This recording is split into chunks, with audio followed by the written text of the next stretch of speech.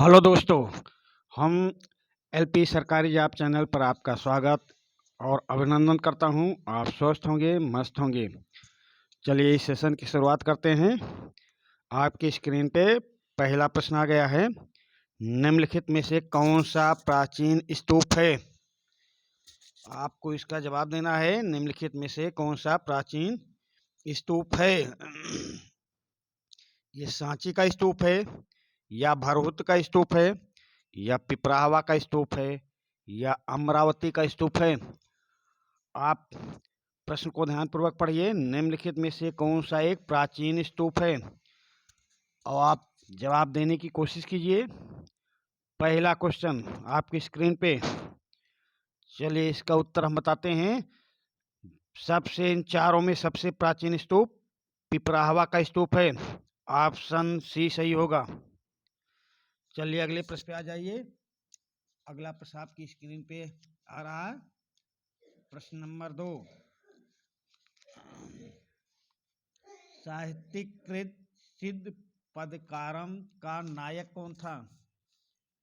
आपसे पूछा जा रहा है साहित्यकृत शिल्प पद्यकारम का नायक कौन है? चलिए भाई बताने की कोशिश करें। ये करकाल था क्या, या सेंगुटवंचेर थे, या नेडुन जिलियन थे, या सिंगनचोल थे? आप उत्तर देने का प्रयास कीजिए। साहित्यकृत शिल्पद्यकारम का नायक कौन था? चलिए हम इसका भी उत्तर बताते हैं आपको। साहित्यकृत शिल्पद्यकारम का नायक नेडुन जिलियन थे। नेडुन जिलियन थे।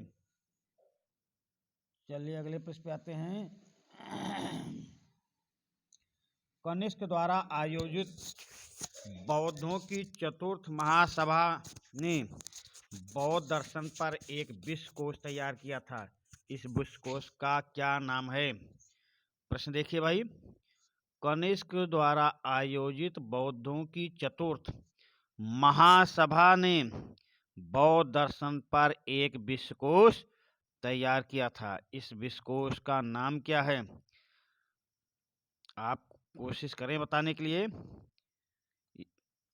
महावारी है, या प्रज्ञा पारमिता सूत्र है, या आरएमएस है, या महाविभास है? उत्तर देने का प्रयास करें भाई। महावारी है, या प्रज्ञा पारमिता सूत्र है, या आर्यशक है, या महाविभास है? चलिए भाई हम इसका उत्तर आपको बताते हैं। ये विश्वकोश का नाम है महाविभास। आप ध्यान से सुनेंगे। कनिष्क द्वारा आयोजित चतुर्थ बौद्ध संगीत के अध्यक्ष वसुमित्र द्वारा महाविभास नामक संस्कृत विश्वकोश बौद्ध दर्शन पर रचित किया गया था। तो आपका यही पुस्तक, यही ग्रंथ आपका ऑप्शन होगा विश्वकोश। इसी को नाम दिया गया है, किसे? महाविभास को। चलिए अगले प्रश्न पे आ जाइए। निम्न में से किसने वह अभिलेख उत्कीर्ण करवाया? निम्न में से किसने वह अभिलेख उत्कीर्ण करवाया जिसने काठियावाड़ में एक बार बृहद कृत्रिम झील के पुनर्निर्माण का उल्लेख है? आपसे प्रश्न पूछा जा रहा, निम्नलिखित में से किसने वह अभिलेख उत्कीर्ण करवाया जिसमें काठियावाड़ में एक बृहद कृत्रिम झील के पुनर्निर्माण का उल्लेख मिलता है? चलिए प्रश्न पे ध्यान दीजिए। ऑप्शन है गौतमीपुत्र सातकर्णी, बी ऑप्शन कनिष्क, नापावड़ और रुद्रदामा। आप बताने की कोशिश कीजिए। वो पुनर्निर्माण का उल्लेख है, कृत्रिम झील के पुनर्निर्माण का उल्लेख है, वो किसने करवाया था? तो हम आपको बताते हैं इस झील का निर्माण करवाने वाले रुद्रदामा थे, रुद्रदामा। ऑप्शन डी सही है। आप ध्यान से और व्याख्या पर भी ध्यान देते जाइए। इन्हीं प्रश्नों और व्याख्याओं से आपके प्रश्न बनेंगे जो परीक्षा हाल में आपको देखने को मिलेंगे। रुद्रदामन या रुद्रदामा जूनागढ़ अभिलेख से ज्ञात होता है कि चंद्रगुप्त मौर्य के सौराष्ट्र प्रांत के राज्यपाल पुष्यगुप्त ने सौराष्ट्र में सुदर्शन झील का निर्माण करवाया था तथा अशोक के काल में सौराष्ट्र के राज्यपाल तुषास्क ने इससे नहरें निकलवाई। लेकिन रुद्रदामन के समय वह बांध टूट गया था। समझिए, रुद्रदामन के समय वह बांध टूट गया। तब रुद्रदामन ने जनता पर बिना कोई कर लगाए, एक एक लाइन आप सुनते जाइए और नोट करते जाइए, रुद्रदामन ने बिना जनता पर कर लगाए अपने व्यक्तिगत कोष से इस बांध का पुनर्निर्माण करवाया था। तो आप समझ गए होंगे कि अभिलेख उत्कीर्ण करवाया जिसमें काठियावाड़ में एक बृहद कृत्रिम झील का पुनर्निर्माण का उल्लेख है, वो थे रुद्रदामन। चलिए अगले प्रश्न पे आते हैं। बेसनगर या विदिशा, बेसनगर विदिशा स्तंभ अभिलेख में किस हिंद ग्रीक शासक का उल्लेख है? अंतियाल्डिस या मिनांडर या डिमेट्रियस या हीलियोडोरस? आप प्रश्न को ध्यानपूर्वक पढ़ेंगे फिर उत्तर देने का प्रयास करेंगे। बेसनगर विदिशा स्तंभ अभिलेख में किस हिंद ग्रीक शासक का उल्लेख है? तो ये है अंतियाल्सिड्स या मिनांडर या डिमेट्रियस या हीलियोडोरस। उत्तर देने का प्रयास करें। ग्रीक शासक का नाम पूछा जा रहा है आपसे। चलिए उत्तर हम बताते हैं। अंतियाल्सिड्स थे, वो ग्रीक शासक का नाम अंतियाल्सिड्स था। आप देखेंगे कि भिलसा के निकट बेसनगर में प्राप्त गरुड़ स्तंभ के ब्राह्मी अभिलेख के अनुसार तक्षशिला के शासक एंटीमालकिड्स ने हेलियोडोरस नामक एक राजदूत को विदिशा के शासक, देखिए ये राजा थे, इनको भेजा था। आप बराबर व्याख्या भी सुनते रहिए, प्रश्न पढ़कर उत्तर देने का प्रयास करें। हेलियोडोरस नामक एक राजदूत को विदिशा के शासक भागभद्र के दरबार में भेजा था, जिसने बेसनगर के गरुड़ स्तंभ की स्थापना की थी। तो आपके प्रश्न के अकॉर्डिंग ऑप्शन ए सही होगा। वो विदिशा के शासक को नहीं पूछ रहा है, न जो निर्माण करवाने वाला था उसको पूछ रहा, उस हिंद ग्रीक शासक का नाम पूछ रहा। आपका उत्तर ए अंतियाल्सिड्स है। चलिए अगले प्रश्न पे आ जाइए। निम्न में से आपसे पूछा जा रहा, निम्न में से कौन सा एक विख्यात पाशुपत आचार थे? पाशुपत आचार पूछा जा रहा है। निम्न में से कौन से एक पाशुपत आचार थे? क्या ये शांतिनाथ थे या श्रीकर पंडित थे या उद्योतकर थे या पूर्ण कश्यप थे? आप उत्तर देने का प्रयास कीजिए। बहुत अच्छे अच्छे प्रश्न हैं जो आपको हूबहू परीक्षा हाल में देखने को मिल सकता है। बस आप इस चैनल को सब्सक्राइब करें और अपने दोस्तों को भी शेयर करके उनसे भी बोलें वो भी इस चैनल को सब्सक्राइब करें, ताकि उनको भी इसका लाभ मिल सके और हम आपके इस काम से मोटिवेट होकर हम आपके लिए अच्छे से अच्छे वीडियो लाते रहेंगे, अच्छे से अच्छे प्रश्न वीडियो में डालते रहेंगे। तो निम्न में से कौन सा एक विख्यात पाशुपत आचार थे? भाई ये आचार थे उद्योतकर जी, उद्योतकर। चलिए अगले प्रश्न पे आ जाइए। निम्न में से कौन सा एक पुरालेख, क्या पूछ रहा? निम्न में से कौन सा एक पुरालेख भागवत धर्म के इतिहास के लिए महत्वपूर्ण है। आपसे एक क्वेश्चन पूछा जा रहा, निम्न में से कौन सा एक पुरालेख भागवत धर्म के इतिहास के लिए महत्वपूर्ण है? ये मथुरा स्तंभलेख है क्या, या बेसनगर स्तंभलेख, या रुम्मीनदई स्तंभलेख, या तालकुंड स्तंभलेख? आप उत्तर देने का प्रयास करें। तो ये भाई अभी ऊपर के प्रश्न में आपको बताया हूं, आप ध्यान से सुने होंगे तो आपको उत्तर ज्ञात हो गया होगा। ये थे, इसका ऑप्शन प्रश्न नंबर 7 का बी सही होगा, बेसनगर स्तंभ। बेसनगर स्तंभ अभी अभी हमने व्याख्या में भी बताया था। बेसनगर का गरुड़ स्तंभ तक्षशिला के यवन शासक के राजदूत हेलियोडोरस द्वारा स्थापित किया गया था। हेलियोडोरस ने गरुड़ स्तंभ स्थापित कर भागवत धर्म ग्रहण कर लिया था। तो आप व्याख्या को भी सुनते जाइए। चलिए अगले प्रश्न पे आते हैं। निम्न में से कौन सा एक सही कालक्रम में सही है? अगला प्रश्न देखिए, निम्न में से कौन सा एक सही कालानुक्रम में है? प्रश्न देखिए, निम्न में से कौन सा एक सही कालानुक्रम में है? तो आप ऑप्शन पे ध्यान देंगे, अष्टाध्यायी, बुद्धचरित, या कथा सरित सागर, या मेघदूत।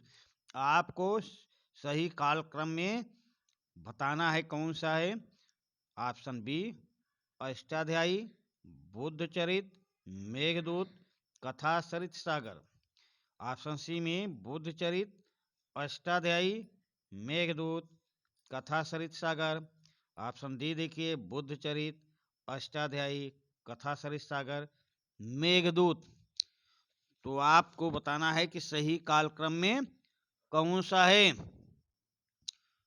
तो भाई आप देखिए कि इसमें सही कालक्रम में आपका ऑप्शन बी लग रहा है। आपका ऑप्शन बी लग रहा है, क्योंकि अष्टाध्यायी 6ठी सदी ईसा पूर्व की है, बुद्धचरित प्रथम सदी की ईसा पूर्व की है, अष्टाध्यायी की रचना पाणिनि ने किया था, ये 6ठी सदी ईसा पूर्व की है। बुद्धचरित की रचना अश्वघोष ने किया था, ये प्रथम सदी की रचना है। मेघदूतम की रचना भाई अश्वघोष, मेघदूतम की रचना कालिदास ने किया था, ये गुप्त काल की है। और कथा सरित सागर की रचना सोमदेव ने किया था, ये राजपूत काल के हैं। तो आपका ऑप्शन देखिए, ऑप्शन में सी सही होगा भाई। ऑप्शन आपका बुद्धचरित, तो अष्टाध्यायी, बुद्धचरित, मेघदूत एवं कथा सरित सागर होगा। अष्टाध्यायी, बुद्धचरित, मेघदूत, कथा सरित सागर होगा। तो आप प्रश्न नंबर 8 का ऑप्शन बी सही है। फिर से व्याख्या, अष्टाध्यायी की रचना पाणिनि ने किया था, 6ठी सदी ईसा पूर्व की है। बुद्धचरित की रचना अश्वघोष ने किया था, प्रथम सदी ईसा पूर्व की है। मेघदूत की रचना कालिदास ने किया था, गुप्त कालीन है। कथा सरित सागर की रचना सोमदेव ने किया था, राजपूत कालीन है। तो आप ऐसे प्रश्नों पे भी गौर से ध्यान देते रहिए, ऐसे प्रश्न भी परीक्षा हाल में आपको देखने को मिलेंगे। ई चिंग के अनुसार श्री गुप्त ने किस स्थान पर चीनी बौद्ध तीर्थयात्रियों के लिए एक मंदिर का निर्माण करवाया था? ई चिंग के अनुसार श्री गुप्त ने किस स्थान पर चीनी बौद्ध तीर्थयात्रियों के लिए एक मंदिर का निर्माण करवाया था? वो स्थान पुरुषपुर है, या मृगशिखवन, या तक्षशिला, या लुम्बिनी वन? आप प्रश्न को ध्यानपूर्वक पढ़कर उत्तर देने की कोशिश करें। ऑप्शन आपका बी सही है, वो स्थान था मृगशिखवन। मृगशिखवन क्योंकि देखिए इसके व्याख्या पर जरूर ध्यान देना। मृग शिखवन के आपका ऑप्शन सही होगा। चीनी यात्री ई चिंग के अनुसार श्री गुप्त ने चीनी बौद्ध यात्रियों के निवास के लिए मृग शिखवन के समीप एक विहार का निर्माण कराया और इसका खर्च चलाने के लिए 24 गांव प्रदान किए थे। 24 गांव प्रदान किए थे। व्याख्या पे भी अच्छे अच्छे प्रश्न आपके बनेंगे, व्याख्या को भी आप सुनते चलिए। चलिए प्रश्न नंबर 10 पे आ जाइए। निम्न में से कौन सा एक कथन सही नहीं है? प्रश्न नंबर 10 पूछा जा रहा है, निम्न में से कौन सा एक कथन सही नहीं है? आप देखिएगा, उत्तर देने का प्रयास करेंगे। कौन सा कथन सही नहीं? भारत के प्राचीनतम सिक्कों पर कोई अभिलेख नहीं है। ये तो भाई सही है, सही बात है, कोई अभिलेख नहीं है। दक्कन के 7 वाहनों ने शीशे के सिक्के चलाए थे, ढलवाए थे, ये भी सही है। गुप्त शासकों ने रूपक नामक चांदी के सिक्के चलाए, ये भी सही है भाई। गुप्त शासकों ने रूपक नामक चांदी के सिक्के चलवाए, ये भी सही है। भारत में स्वर्ण सिक्कों का चलन हर्षवर्धन द्वारा आरंभ किया गया था। नहीं भाई, ये तो गुप्त काल में या कुषाण काल में, कनिष्क काल में ये चालू हो गया था। यही ऑप्शन गलत होगा और यही ऑप्शन आपका उत्तर होगा। भारतवर्ष में स्वर्ण सिक्कों का प्रचलन सर्वप्रथम इंडो ग्रीक शासकों द्वारा किया गया था तथा सर्वाधिक स्वर्ण सिक्के कुषाण शासकों द्वारा जारी किए गए और सर्वाधिक मात्रा में स्वर्ण सिक्कों का प्रचलन गुप्त शासकों द्वारा किया गया। तो ये ऑप्शन हर्ष के काल में प्रारंभ किया, यही गलत है। आप बिल्कुल प्रश्न को ध्यान से पढ़ते रहिए और उत्तर देने का प्रयास करें। इसके व्याख्या में जैसे स्वर्ण सिक्कों का शासन सर्वप्रथम इंडो ग्रीक शासकों ने, शुद्ध सोने के सिक्कों का प्रचलन कुषाण शासकों ने और सर्वाधिक स्वर्ण सिक्कों का प्रचलन गुप्त शासकों द्वारा चालू करवाया गया था। चलिए प्रश्न नंबर 11 पे आ जाइए।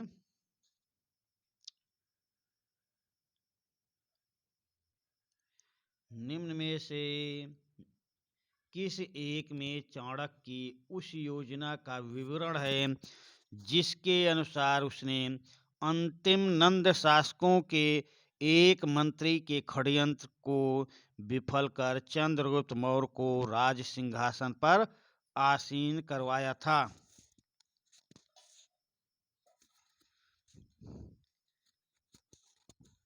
देखिए भाई, इसमें ऑप्शन हम नहीं दे पाए हैं। इसमें ऑप्शन होगा मुद्रा राक्षस। मुद्रा राक्षस ही निम्न में से किस एक में चाणक्य की उस योजना का विवरण है जिसके अनुसार उसने अंतिम नंद शासकों के एक मंत्री के षड्यंत्र को विफल कर चंद्रगुप्त मौर्य को राज सिंहासन पर आसीन करवाया था? उस पुस्तक का नाम, उस ग्रंथ का नाम विशाख दत्त रचित मुद्रा राक्षस है भाई। इस योजना का वर्णन मुद्रा राक्षस में मिलता है। मुद्रा राक्षस। चलिए भाई, इसमें ऑप्शन लिखने को भूल गया हूं, फिर भी उस पुस्तक का नाम हम आपको बता रहे हैं। उस पुस्तक थी मुद्रा राक्षस। ये विशाख दत्तकृत मुद्रा राक्षस में वर्णन है कि नंदराज की मृत्यु के बाद योगनंद नामक व्यक्ति योग शक्ति के बल पर सिंहासन पर बैठा था। मंत्री सक्टार ने चाणक्य नामक ब्राह्मण के सहयोग से योगनंद को गद्दी से हटाकर चंद्रगुप्त को गद्दी पर बैठाया था। तो आप व्याख्या से समझ गए होंगे कि उस योजना का बारे में मुद्रा राक्षस में वर्णन मिलता है, विशाख दत्तकृत मुद्रा राक्षस। चलिए अगले क्वेश्चन पे आ जाइए। प्रश्न नंबर 12। INA कैदियों के पक्ष में INA कैदियों के पक्ष में लाल किला में चलने वाले मुकदमों की पैरवी किन लोगों ने की थी?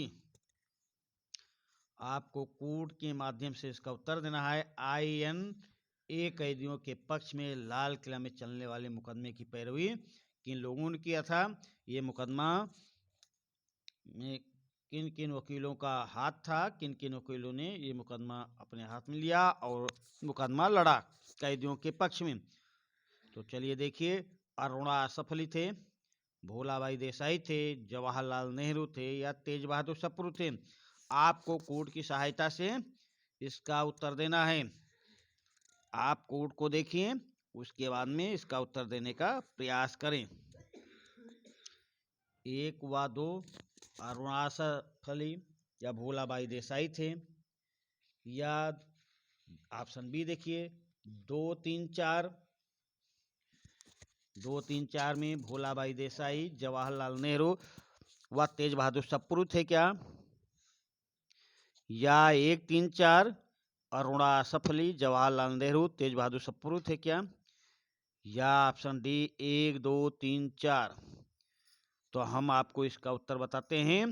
ये चारों व्यक्ति थे। ऑप्शन डी आपका सही उत्तर होगा। चारों व्यक्ति थे। अरुणा असफली भी थे, भोलाभाई देसाई थे, जवाहरलाल नेहरू थे, तेज बहादुर सप्रू भी थे। चलिए भाई, अगले प्रश्न पे आ जाते हैं। अगला प्रश्न आपकी स्क्रीन पे है। किस हड़प्पा स्थल से एक सूचना पट अभिलेख का साक्ष्य मिला है? किस हड़प्पा स्थल से एक सूचना पट अभिलेख का साक्ष्य मिला है? चलिए भाई, उत्तर देने का प्रयास करें। तो ये लोथल से मिला है क्या, या मोहनजोदड़ो से, या धौलावीरा से, या राखीगढ़ी से? आप प्रश्न को सही से पढ़िए। किस हड़प्पा स्थल से एक सूचना पट अभिलेख का साक्ष्य मिला है? तो उत्तर देने का प्रयास करें। चलिए, इसका उत्तर हम आपको बताते हैं। ये धौलावीरा से मिला है। ऑप्शन सी सही है, धौलावीरा। हड़प्पा कालीन स्थल धौलावीरा से प्राप्त अभिलेख, जिसमें 10 वर्ग है, वर्ण है और प्रत्येक 37 सेंटीमीटर लंबे और 27 सेंटीमीटर चौड़े हैं, तथा दूधिया सफेद पदार्थों के कटे टुकड़ों से उल्लिखित है। ये सूचना पट में क्या क्या है? ये 10, इसमें 10 वर्ण है इस सूचना पट में, और प्रत्येक 37 सेंटीमीटर लंबा और 27 सेंटीमीटर चौड़ा है। ये दूधिया सफेद पदार्थों से कटे हुए टुकड़ों में उल्लिखित है। तो आपका प्रश्न नंबर 13 का उत्तर सी सही होगा। प्रश्न नंबर 13 का ऑप्शन सी सही होगा। धौलावीरा से ही सूचना पट मिला है। भारत वर्ष में किस स्थान पर प्राग ऐतिहासिक जोती गई भूमि खोजी गई है? भारतवर्ष में किस स्थान पर प्राग ऐतिहासिक जोती गई भूमि खोजी गई है? ये लोथल से खोजी गई, या कालीबंगा से, या रोपड़ से, या धौलावीरा से? आप प्रश्न नंबर 14 देखें और उत्तर देने का प्रयास करें। तो जोती गई भूमि कहाँ से मिली है? कालीबंगा से। ऑप्शन बी सही होगा। हल से जोते गए खेत का सबसे पहला प्रमाण कालीबंगा से ही प्राप्त हुआ है। प्रश्न नंबर 14 का ऑप्शन बी सही होगा। आ जाइए प्रश्न नंबर 15 पे। मिलान करना है। निम्न का मिलान करें।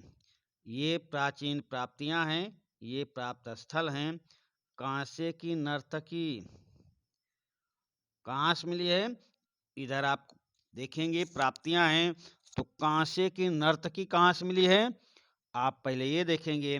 तो कांसे की नर्तकी मोहनजोदड़ो से भाई मिली है।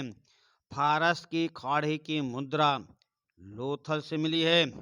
दूषण पाषाण की पुरुष नर्तक की आकृति कहाँ से मिली है? ये आप देखिए हड़प्पा से भाई, हड़प्पा से।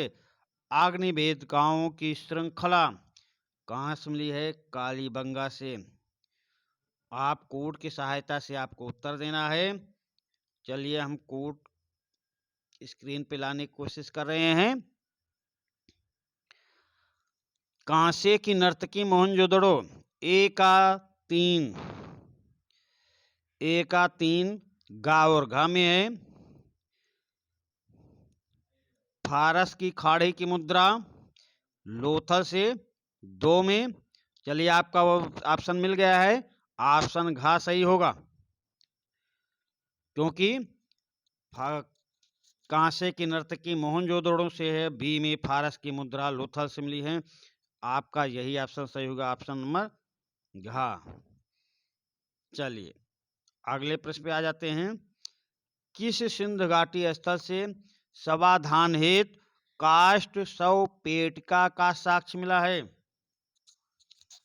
चलिए भाई इस प्रश्न को देखिए तो, किस सिंध घाटी स्थल से समाधान हेतु काष्ठ शव पेटिका का साक्ष्य मिला है?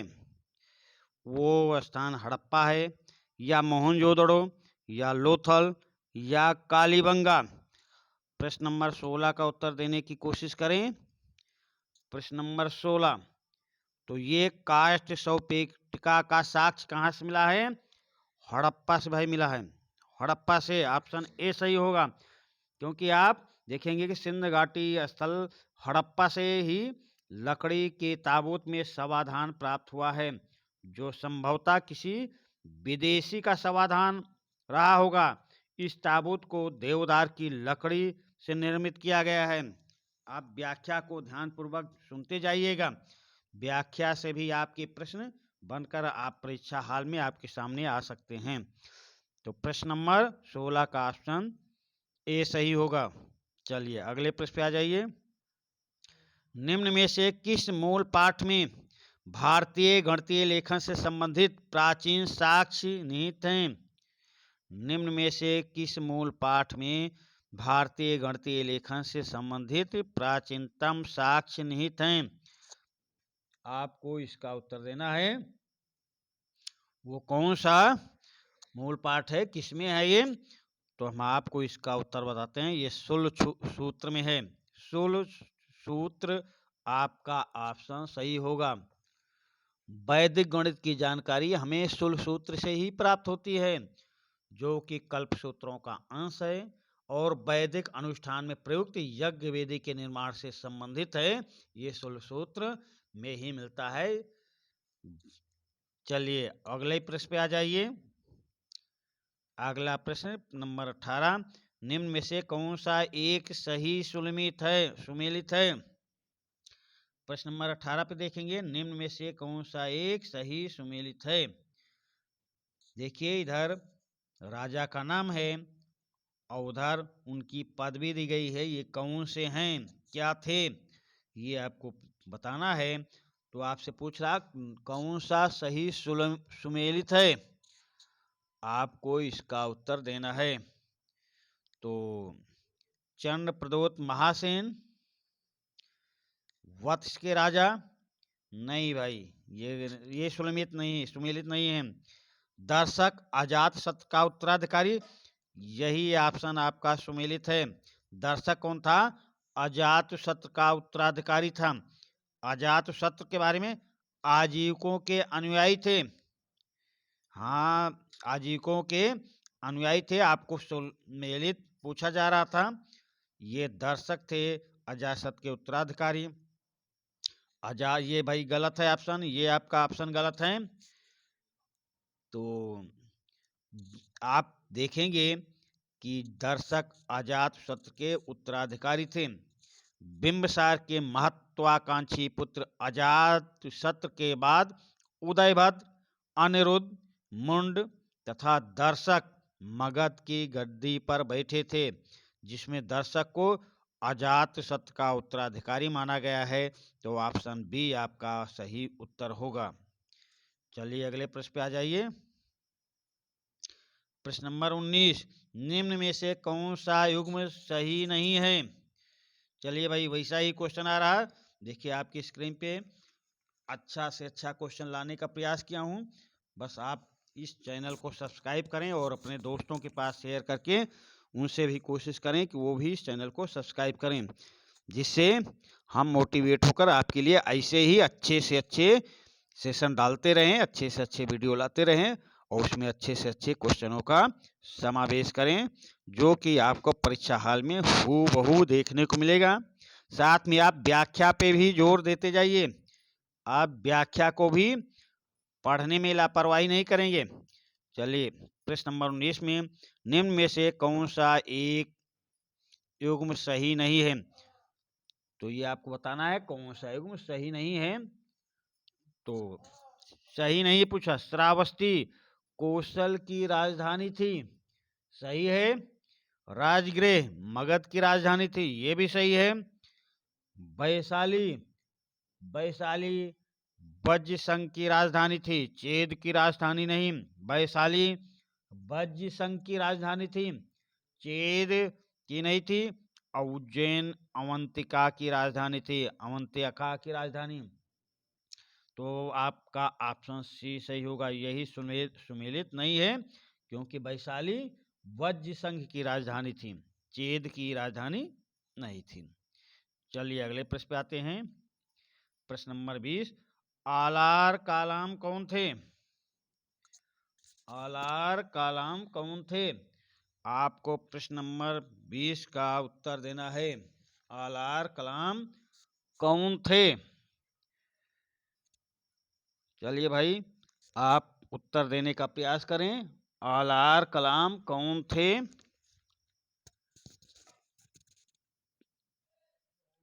ये बुद्ध के एक शिष्य का नाम है, या एक प्रमुख बौद्ध भिक्षु का नाम है,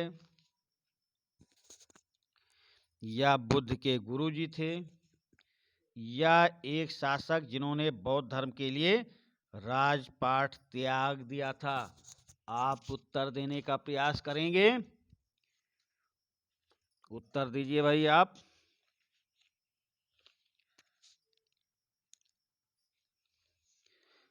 चलिए भाई, हम आपको इसका उत्तर बताते हैं कि आलार कलाम कौन थे।